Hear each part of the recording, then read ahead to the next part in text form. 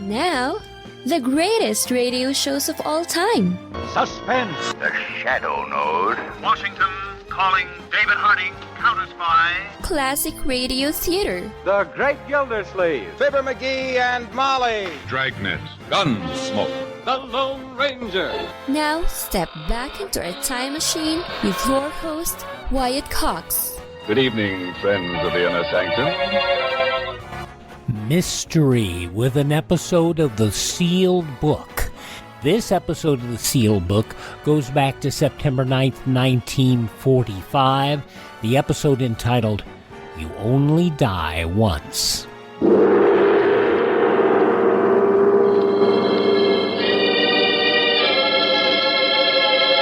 The Sealed Book.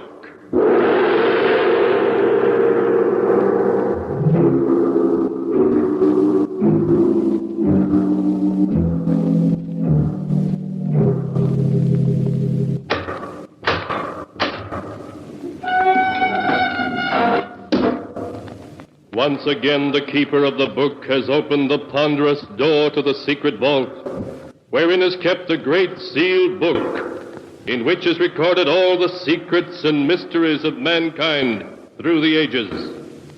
Here are tales of every kind, tales of murder, of madness, of dark deeds, strange and terrible beyond all belief. Keeper of the book, I would know what tale we tell this time. Open the great book and let us read. Slowly, the great book opens. One by one, the keeper of the book turns the pages and stops. Ah, the strange story of a man who rose from a watery grave to accuse the living of his murder. A tale titled, You Only Die Once. Here is the tale, You Only Die Once, as it is written in the pages of the sealed book. The story begins some years ago in the beautiful Winthrop mansion on the Hudson River. It is early evening, and John Winthrop, just home from the city, enters the drawing room to find his wife, Vivian, reading a telegram. Good evening, darling. Who's the telegram from? Oh, John, it's from my brother, Jerry. He's arriving tonight from Los Angeles. His train gets into Grand Central at 10 o'clock. Well, that's fine. I'm very anxious to meet your brother, darling. Oh, John, you'll love him. Jerry's a grand person. I'm sure he is, Vivian. If he's anything like his sister. Oh, for that you deserve a kiss. Oh, John, I'm so excited about Jerry's visit. Well, if having Jerry here makes you so happy, we'll have to make his stay a permanent one. Come on, darling, let's go to dinner.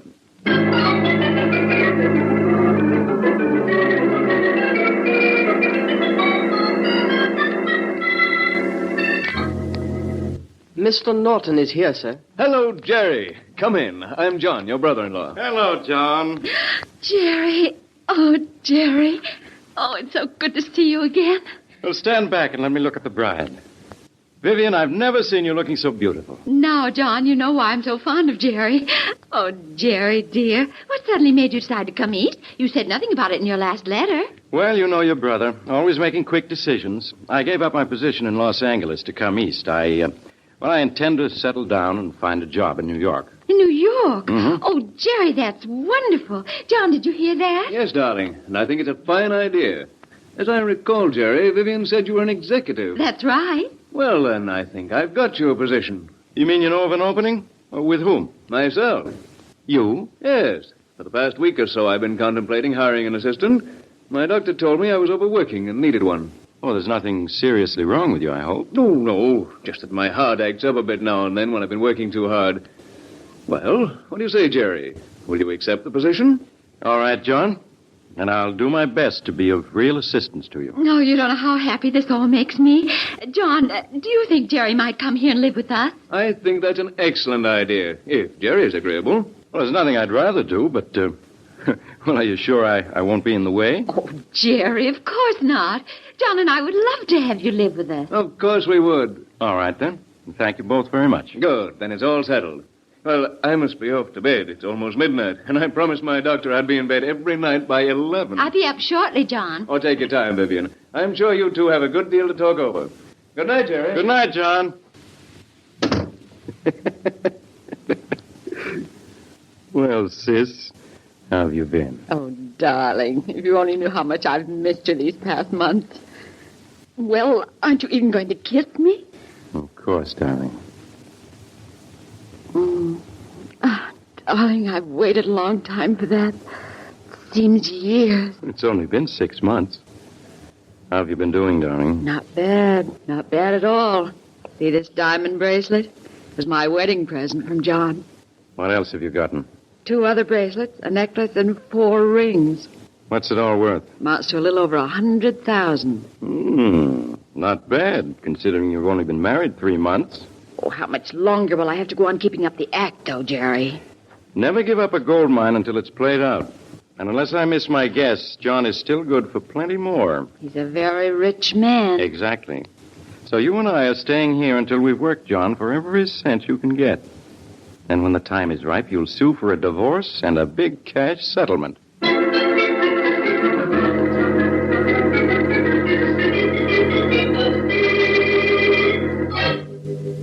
A few months went by.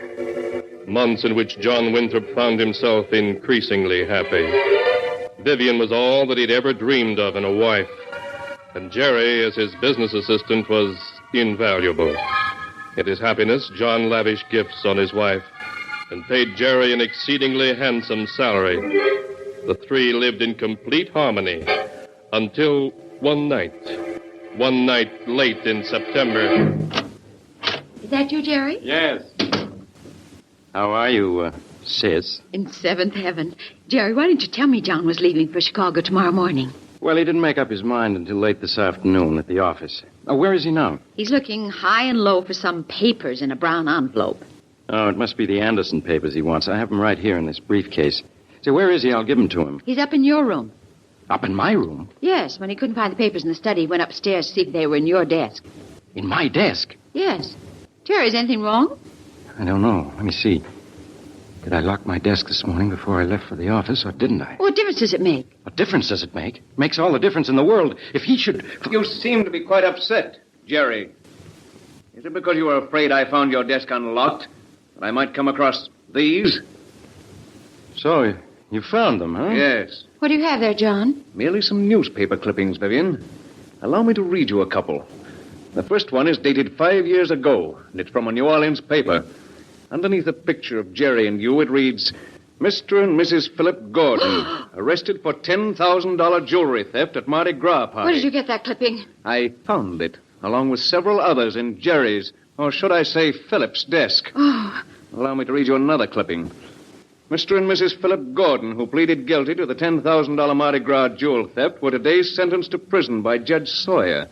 Philip Gordon received a sentence of 3 to 5... I don't want to hear any more. Stop it. You hear? It was very clever of you two to pretend to be brother and sister when actually you were man and wife. No doubt sometime in the future, Vivian was to divorce me and receive a handsome cash settlement. Yes, that's right. We had planned that. But our plans seem to have been spoiled. What do you intend doing? I'm not going to Chicago tomorrow morning. Instead, I'm going to see my attorney and prosecute you both to the full extent of the law. Oh, I wouldn't do that if I were Yes, you. John, think of your reputation and your family name. They'd be dragged in the mud if this ever came out. You wouldn't want to see that happen, would you? You think you can blackmail me into silence, don't you? Well, you're wrong. Come what may, I'm going to see to it that you're both punished. Jerry, he seems ill. Yes, he does, doesn't he? I'm perfectly all right.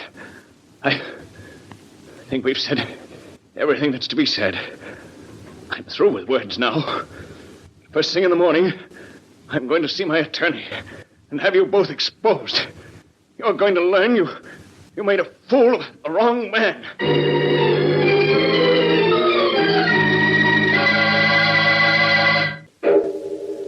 After John had gone to bed, Jerry silently paced up and down the drawing room, trying to figure a way out of their dilemma. Vivian watched him anxiously, her face pale and drawn.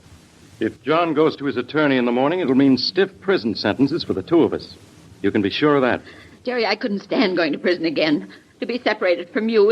If they send me to prison, I'll die. You know how I feel, darling. The same way. And there's only one way out. One way out? Yes. We must see to it that John doesn't go to his attorney in the morning. Jerry, you don't mean... Oh, no, Jerry, no. If we don't get rid of him, it'll mean prison. You prefer that? Oh, no, but I'm so afraid. There's nothing to be afraid of. I have a scheme that can't miss if we play our cards right. Are you sure? Positive. The best thing about it is its simplicity. What is this scheme of yours? John's gun is in that desk over there. I'll use it to get rid of him. Once that's done, you and I will carry him down to the boathouse. To the boathouse? Yes. There I'll fasten some weights securely to the body. Then we'll take him out in the launch to the deepest part of the river and drop him in. The weights will take him to the bottom and keep him there. But, Jerry, in a few days they'll start looking for him. They'll drag the river. They'll start looking for him, but they won't drag the river. For as far as the police are concerned, John will have gone to Chicago. But how are you going to make them believe that? It's very simple. I have here John's ticket on the 6:30 train tomorrow morning for Chicago. After we've disposed of the body, you'll drive me to Grand Central Station, where I'll board the train as John Winthrop. Oh, but, Jerry, you could never pass as John. You're so much younger. Nonsense. John and I are about the same height and build. If I were to wear John's glasses and a false mustache, in the early morning light, no one would notice the difference. You wouldn't actually go to Chicago, would you? Of course not. After I'd made sure that I was seen by the conductor and the porter at the station, I'd secretly slip off the train at the first stop. Oh, I see. A few days later, we'd notify the police that John had gone to Chicago, and we were worried as we hadn't heard from him. They'd naturally check to see if he'd taken the train. The conductor and porter would satisfy them on that score. The police would begin a nationwide search. But, darling, they'll ask questions, hundreds of questions. All we have to say is that you drove John to Grand Central Station and watched him leave on the train to Chicago. Stick to that story and we're safe, do you understand? Oh, yes, Jerry. Remember, that's all you know. John got the 6:30 train for Chicago, and that was the last you saw of him. All right, darling. I won't slip up. That's the spirit. Now, it's just 11 o'clock. We'll wait 2 hours to give John a chance to fall asleep. At 1 o'clock, we'll go up to his room and do what must be done.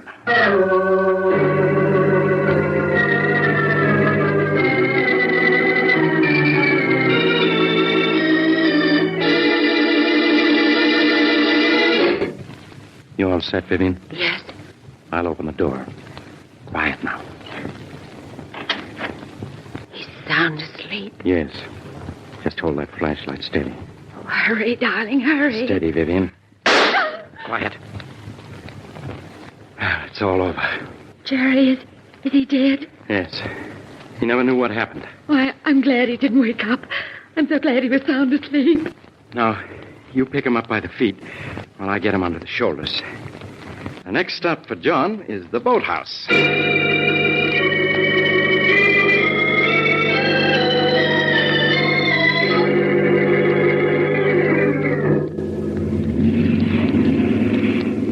The river's the deepest, just about 50 yards from here, Jerry. Then that's the place for us. Cut the motor when we reach it. We're just about there, Jerry. I'll cut the engine and we'll drift the rest of the way. You'll have to give me a hand with him, Vivian. With these weights around him, he's quite heavy. All right. What do you want me to do? You take his feet while I take him by the shoulders. When I give the word, we'll both lift and toss him over the side. You ready? Yes. Then lift. Oh, Jerry, he's so heavy. Just a little more. That's it. Now, I'll drop him.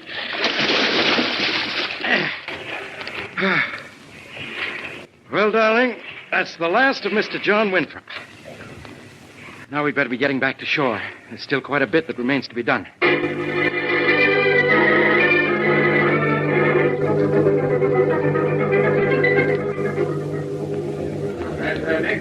Keep your hat pulled down and your collar up, Jerry. Right. Pardon me, conductor, but can you tell me where my compartment is? The name is Winthrop. John Winthrop. You have your ticket, Mr. Winthrop? You have it, don't you, darling? Oh, yes, here it is, conductor. Let's see. Car 3476. That's this car right here. You just go aboard. The porter will show you to your compartment. Thank you, conductor. That's quite all right, Mr. Winthrop. I think we can count on him to remember I got on this train. I'll pick you up at the 125th Street station. Right. I'll wait here till you arrive. Goodbye, John. Take care of yourself. I will, Vivian. I'll phone you tomorrow night from Chicago. Don't forget, John. I won't. Bye.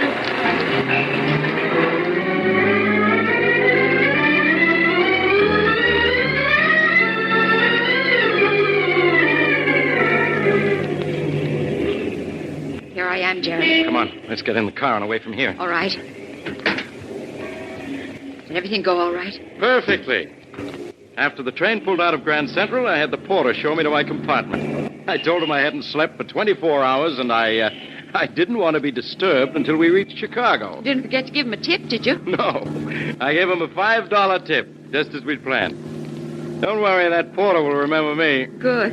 You're certain no one saw you slip off the train just now? Well, I'm positive. I took off my disguise before I left the compartment. Everything's working out just as I planned. Now, all we have to do is sit tight for a few days. Then wire the men in Chicago who had appointments with John. When they tell us that John never kept his appointments, we'll get in touch with the police. And with tears in your eyes, you'll beg the police to find your missing husband.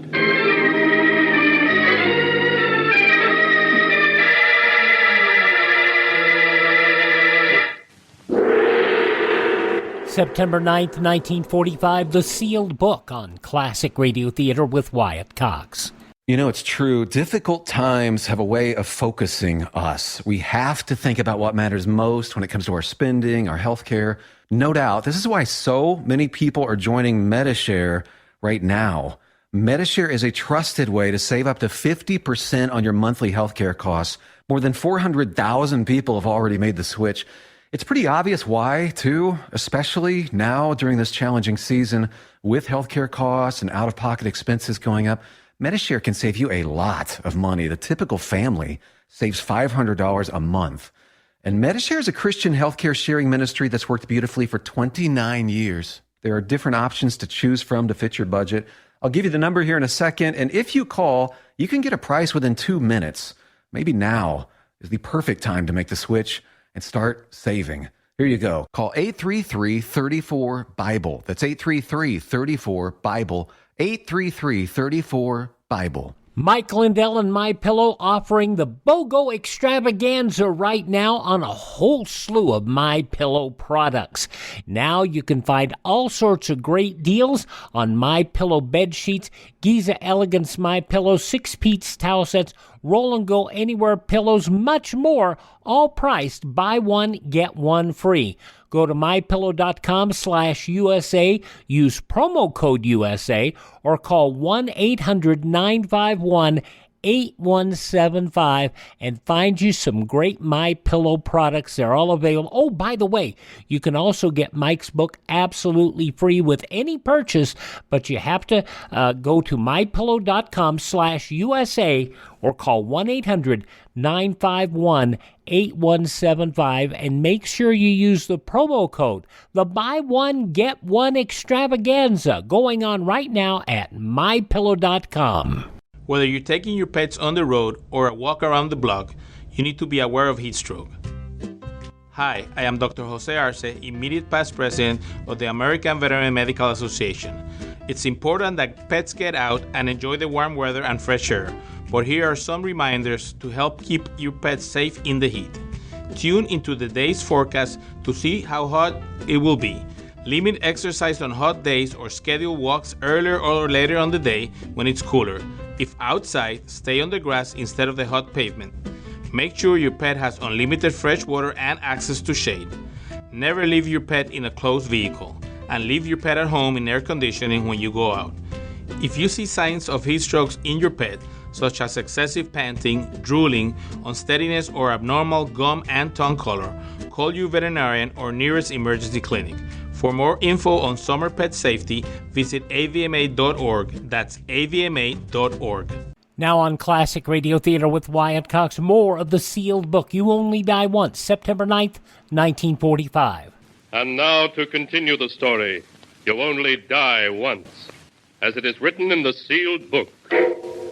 Following Jerry's plan, 2 days after John's death, Vivian notified the police that her husband was missing. Shortly afterwards, she was called on by Lieutenant Richards of the Missing Persons Bureau. You say, Mrs. Winthrop, the last you saw of your husband was when he boarded the train for Chicago? Yes, Lieutenant. I waved to him as the train pulled out of the station. That was the last time I saw him.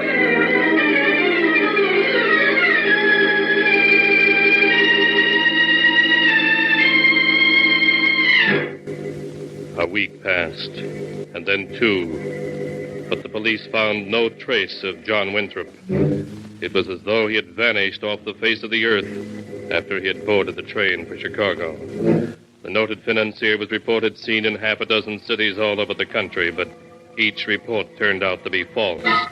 The newspapers played up the strange disappearance of John Winthrop, but after he had been missing a week, the story lost its interest for the public and was quickly forgotten.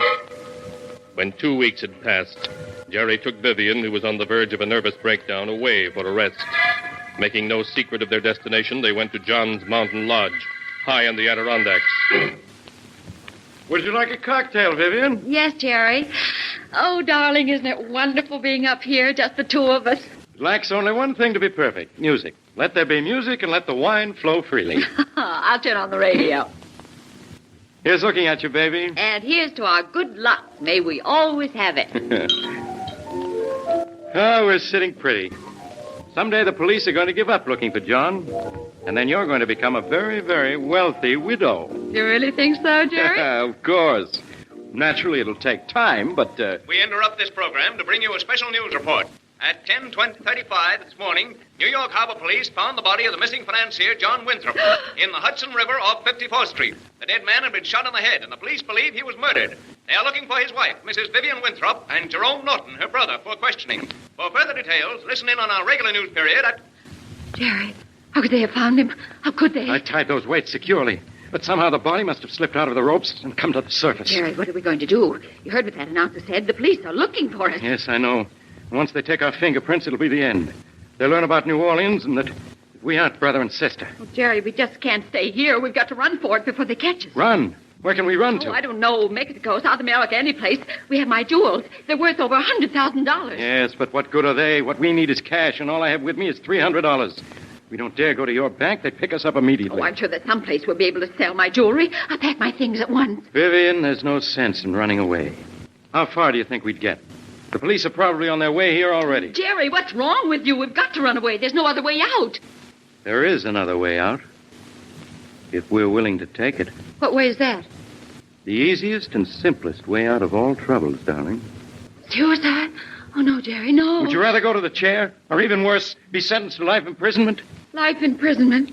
Oh, no, I couldn't stand that. Don't you see, darling, we have no choice. We're gamblers who played for high stakes and lost. Oh, Jerry, I'm afraid.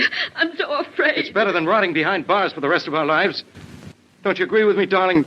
I know you're right, Jerry, but I don't want to die. I want to live. So do I, Vivian, but... Do you hear sirens? Jerry, the police. They're here already. Yes. And the conclusion of the sealed book, You Only Die Once, from September 9th, 1945, in just a few moments. Thank you for tuning in to Classic Radio Theater with Wyatt Cox on your favorite radio station. But first, these messages. Radio? Why should I advertise on radio? There's nothing to look at, no pictures. Listen, you can do things on radio you couldn't possibly do on TV. That'll be the day. All right, watch this. Okay, people, and now when I give you the cue, I want the 700-foot mountain of whipped cream to roll into Lake Michigan, which has been drained and filled with hot chocolate. Then the Royal Canadian Air Force will fly overhead towing a 10-ton maraschino cherry, which will be dropped into the whipped cream to the cheering of 25,000 extras. All right, cue the mountain.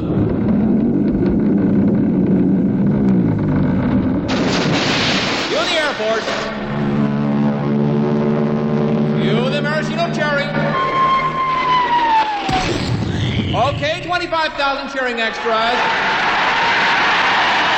Now, you want to try that on television? Well... You see, radio is a very special medium because it stretches the imagination. Doesn't television stretch the imagination? Up to 27 inches, yes.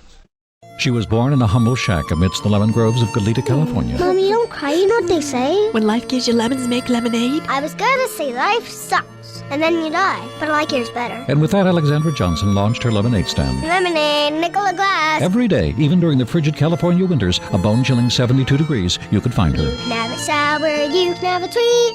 Little girl's lemonade will knock you off your feet. The little girl with the sour brew wanted more, national distribution, franchises, and so she rolled out a well-budgeted advertising campaign. Me and the rest of the Duckwakers only drink little girl lemonade. She was made president of the International Sour Drink Association and chosen to give the keynote speech at their convention. You all set with words of wisdom, honey? You know what they say, Mommy. Always advertise so consumers think of your product first? I was gonna say never swallow a lemon seed or a watermelon on your tummy. This fabricated but interesting story is to remind you that it's called advertising and it works. Put your message on this national advertising platform by emailing classicradiotheater@gmail.com. classicradiotheater@gmail.com.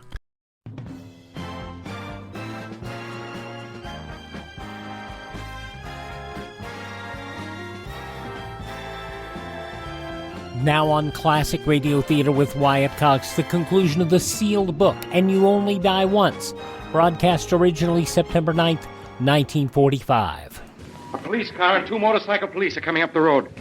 They'll be here in a minute or 2. Jerry, what are we going to do? We have the choice of going back with them and standing trial for murder, or the other. You know what my choice is. How are you going to do it? Poison tablets. I have them here. I've carried them a long time against just such a moment as this. Will we suffer much? No, darling. A moment or 2, then it will be all over. The police are almost here. We haven't much time. All right, Jerry. Now you're being the good loser that I always knew you were. Here's a tablet for you, darling. And 1 for me. Will 1 be enough? Yes, more than enough. Don't be afraid, Vivian. Do it quickly without thinking about it. Here, I'll take mine first. There. Now, you take yours. All right, Jerry. That's it. There. That wasn't so hard, was it? No. Well, darling, they're here. But nothing they can do or say can matter to us anymore. We've beaten them, do you understand? They can't touch us. Yes, Jerry. I'll let them in now. Hello, Lieutenant. Come in. You remember Mrs. Winthrop, don't you? You can stop the acting, Norton, or should I say Gordon. We know who you and Mrs. Winthrop are. Oh, so you've already found out, huh? Yes. We did some fast checking this morning after Winthrop's body was fished out of the harbor. I'm going to have to take you both back to headquarters. I'm afraid you're a little late, Lieutenant. A little late? Yes. You see, a minute or so before you arrived, my wife and I took poison tablets. What? In a very little while, we'll both be well out of your reach. Brogan, get the first aid kit from the squad car. Yes, sir. You're wasting your time, Lieutenant. You're never going to send us to prison for John Winthrop's murder? Murder? We don't want you for Winthrop's murder. You don't want us for John's murder? No, for the simple reason he wasn't murdered. What are you saying? I shot and killed him myself. You only think you did. An autopsy this morning showed that John Winthrop died of heart failure. All you did was put a bullet into a corpse about an hour later. You mean he was already dead? Dead when I shot him? Yes, that's right. Lieutenant, help us. Don't let us... Jerry, I can't breathe. Help me.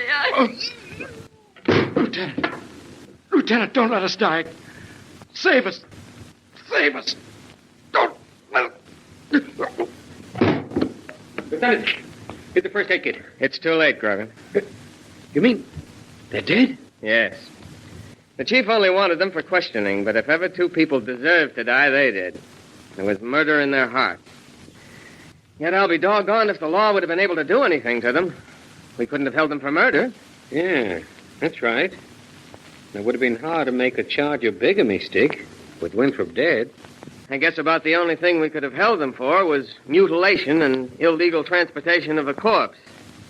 Yes, justice sure has a strange way of working itself out.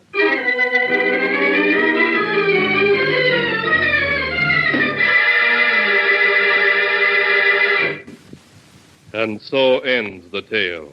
You only die once. As it is written in the sealed book. The uncanny hand of fate reached out for the 2 who had ruthlessly planned the death of an innocent man and doomed them to die through their own actions. And now, keeper of the book, before you close the great volume, show us the tale we tell next time. This one. Ah, yes. A weird and magic tale of a strange life and an even stranger death, and of a murder terrible beyond all belief.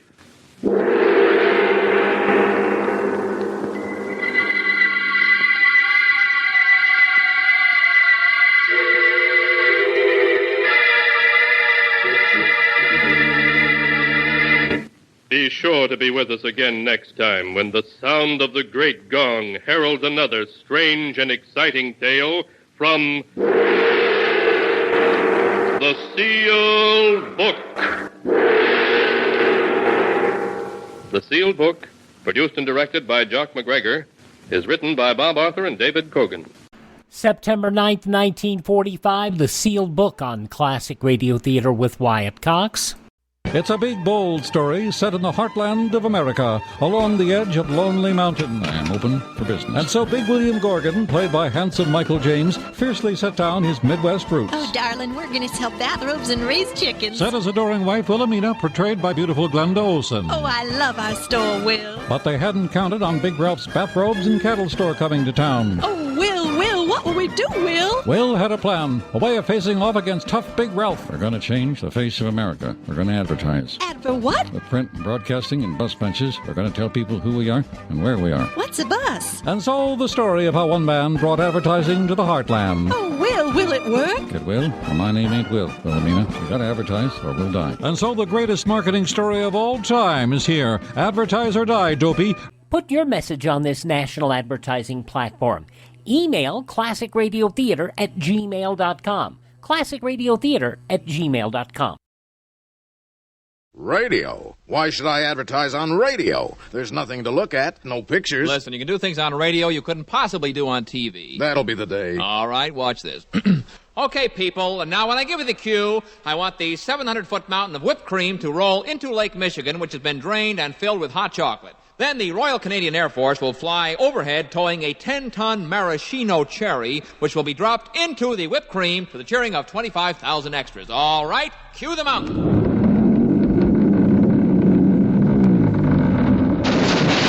Cue the Air Force. Cue the maraschino cherry. Okay, 25,000 cheering extras. Now, you want to try that on television? Well... You see, radio is a very special medium because it stretches the imagination. Doesn't television stretch the imagination? Up to 27 inches, yes. She was born in a humble shack amidst the lemon groves of Goleta, California. Mommy, don't cry. You know what they say? When life gives you lemons, make lemonade. I was going to say life sucks, and then you die. But I like yours better. And with that, Alexandra Johnson launched her lemonade stand. Lemonade, nickel a glass. Every day, even during the frigid California winters, a bone-chilling 72 degrees, you could find her. You can have it sour, you can have it sweet. Little girl's lemonade will knock you off your feet. The little girl with the sour brew wanted more, national distribution, franchises, and so she rolled out a well-budgeted advertising campaign. Me and the rest of the dockwakers only drink little girl lemonade. She was made president of the International Sour Drink Association and chosen to give the keynote speech at their convention. You all set with words of wisdom, honey? You know what they say, Mommy. Always advertise so consumers think of your product first. I was going to say never swallow a lemon seed or a watermelon on your tummy. This fabricated but interesting story is to remind you that it's called advertising and it works. Put your message on this national advertising platform by emailing classicradiotheater@gmail.com. classicradiotheater@gmail.com. Now on Classic Radio Theater with Wyatt Cox, an episode of the soap opera Claudia. This episode, September 9th, 1948. And now, Claudia. Eastbrook, 413. I hope the doctor's home, Mother. Should be, but if he isn't, it doesn't matter much. I know he has office hours from 3 to 5. Look, David, I birthed a child once. I know something about them. Your son will be all right. I guess I'm acting like a fool, huh? Of course, you should. It's Bobby's first cold and fever, isn't it? Dr. Barry speaking. Oh, hello, Dr. Barry. This is David Naughton. Oh, yes. What's the trouble? I guess you can sense when it's trouble calling, can't you, Doctor? Well, I've gotten so that when my telephone rings, I know whether it's trouble or just nothing. Well, I don't think this is very serious trouble. It's the baby, Doctor. He doesn't seem to be quite himself. Fever? 101. Well, that's not much for a baby. They run high temperatures easily. And so my mother-in-law tells me, but still we think... I know. He's awfully small to be sick. Well, he's rather flushed and very restless. He's been fretful and crying most of the afternoon. First, we thought it was just hot. It's been a scorcher today, you know. But he sneezed a few times. Any coughing? No.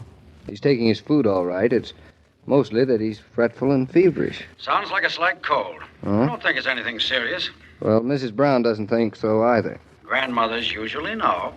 Well, I'll be over in a little while, say in a half hour or so. Maybe sooner. That'll be fine. We'll certainly appreciate it. Now, don't worry about it. How old is the boy now? Just a couple of days over 2 months.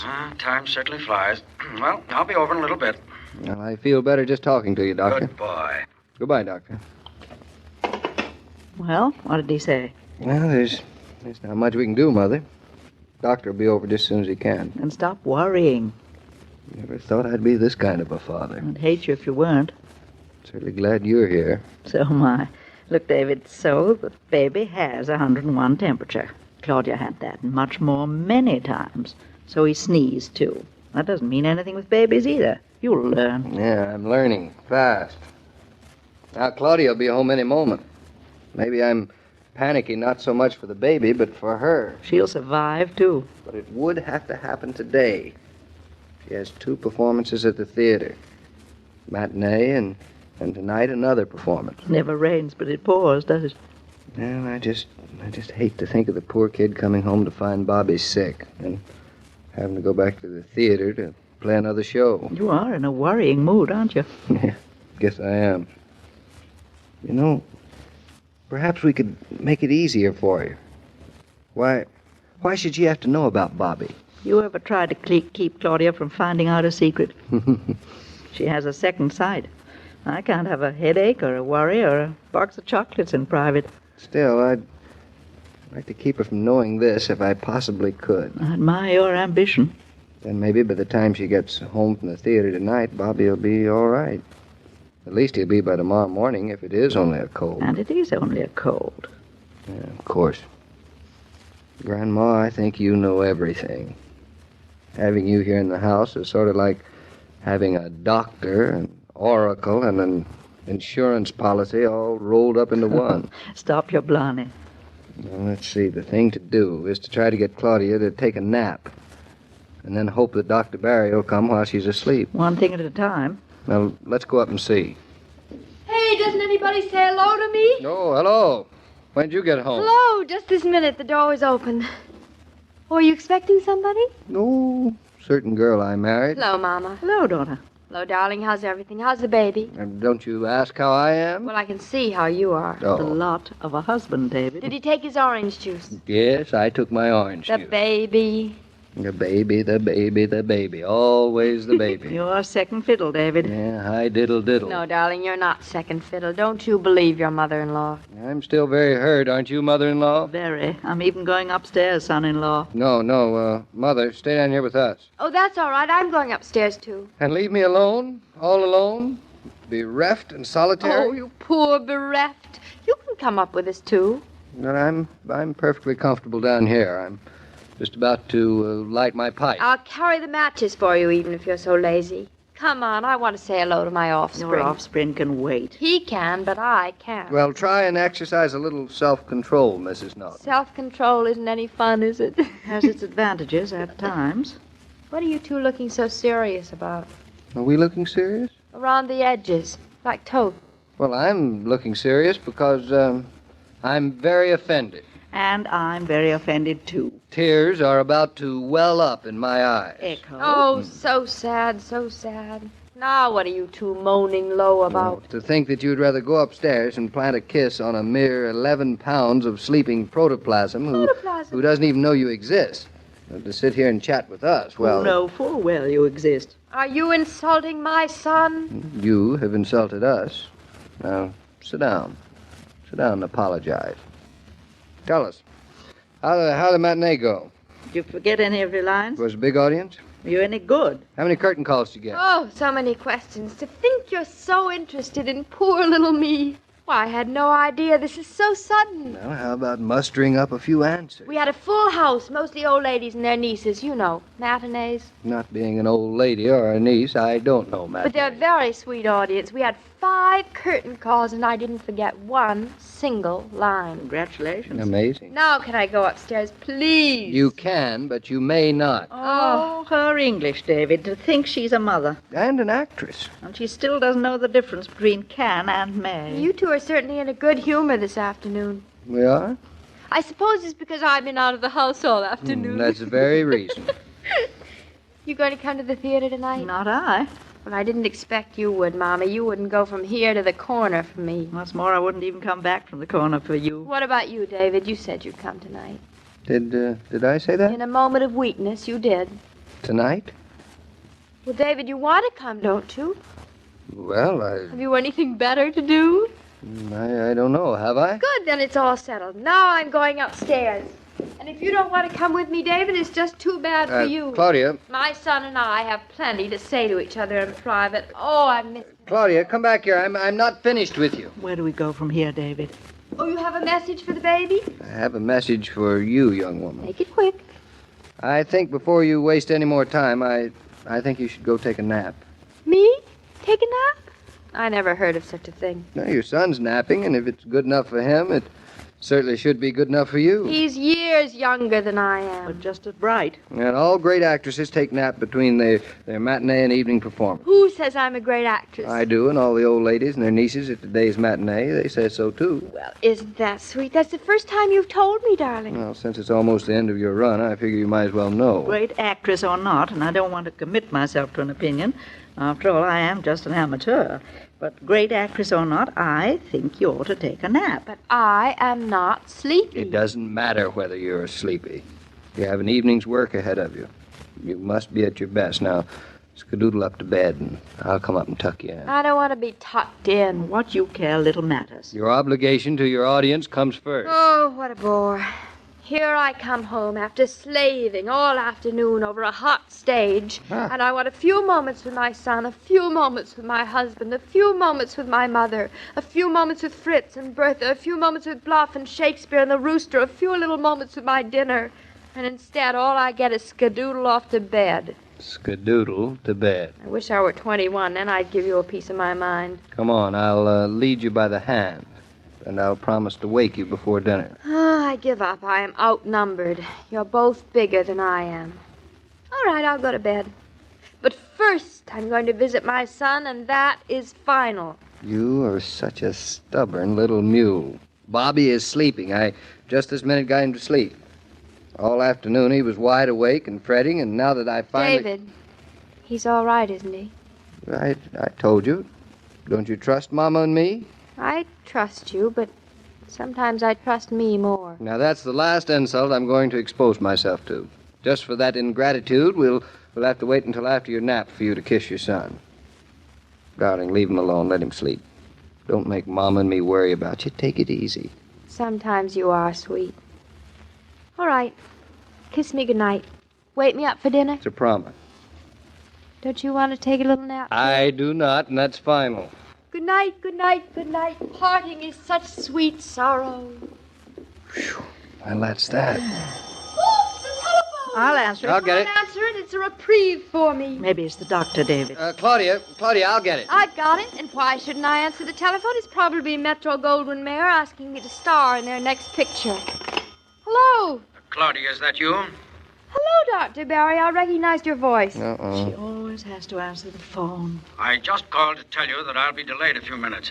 An emergency case just came in, but I'll be over in about half an hour. Well, it's awfully sweet of you to come, but if you're busy, there's nothing to How's come. the little fellow? Any change? The little... What'd you say? I told your husband there was nothing to worry about, so don't be upset, my dear. I'll see you in half an hour or so. Dr. Barry. Dr... David, it's Bobby, isn't it? Oh, it's nothing even worth talking about, darling. What is it? Tell me. Oh, Mama and Bertha think he might have caught a little cold. Nothing more than that. I just felt it. What's his temperature? Is it very high? Well, for a baby, it's almost no temperature at all. I'm going up to see him. I'm sorry you had to find out, darling. You were trying to keep me from knowing, weren't you, David? Well, I didn't see any point in possibly upsetting you since you had to go back to the theater tonight. David, darling, it's my son. Our son. I had a right to know. Plenty of time when you came home, and he might have been perfectly all right by then. You know how it is with babies. Yes, he might have been perfectly all right. I'm sure he will be. But I think if I was old enough to have Bobby, I'm old enough to share anything that could happen to him. Do we have to share everything? Everything. The bad and the good. It's sweet of you to try and protect me, and I'm sorry I spoiled your plan. But... I'm the one who owes you an apology, darling.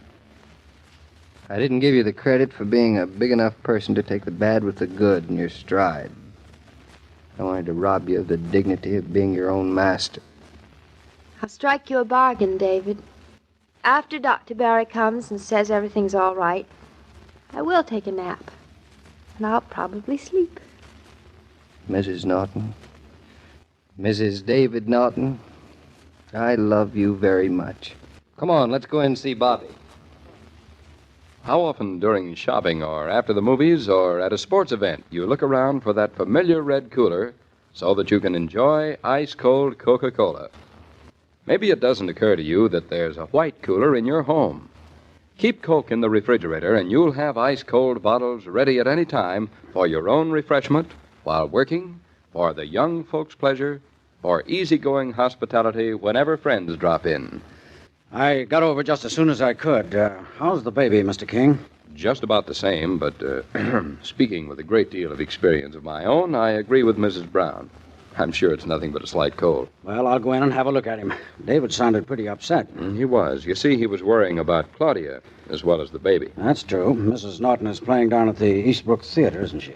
You'd better get down to see her. I don't think I can make it tonight. And you better make it tomorrow night, because it's closing after tomorrow night's performance. Well, I'll make a point of it. I suppose Claudia will be sorry when it's all over. Come see, come si. We'll see tomorrow. So long, Mr. King. Goodbye. Every day, Monday through Friday, Claudia comes to you transcribed with the best wishes of your friendly neighbor who bottles Coca-Cola. So listen again tomorrow at the same time. And now this is Joe King saying au revoir.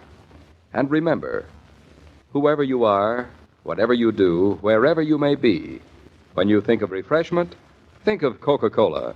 For Coca-Cola makes any pause the pause that refreshes. And ice-cold Coca-Cola is everywhere. This broadcast of Claudia was supervised and directed by William Brown Maloney. From September 9th, 1948, Claudia here on Classic Radio Theater with Wyatt Cox. We thank you for making us a part of your day. Would you do me a favor? Take a moment to thank this radio station and support their advertisers. Given that the government is hiking the costs of regulation on radio stations by a double-digit amount, which is absolutely absurd after last year's massive raises, it's going to be harder for them to get along. And so support them and support the advertisers. They're the ones that make it possible for us to continue to be here each and every time here on your favorite station. By the way, if you miss a day here, you don't have to miss a single show. You can catch all of our shows at our webpage, classicradio.stream, where you can stream our shows on demand, learn more about classic radio collecting. You can find a link, information on all the podcast applications and podcast sites that have our shows available for you as well. You can find our social media links. You can contact me, and if you're so inclined, you can buy me a coffee. That helps us acquire additional classic radio collections to bring you here as a part of Classic Radio Theater with Wyatt Cox. That's at classicradio.stream, classicradio.stream. And please, do me a favor, tell all your friends that great radio shows are right here at this spot on the dial. Classic Radio Theater with Wyatt Cox on your favorite radio station.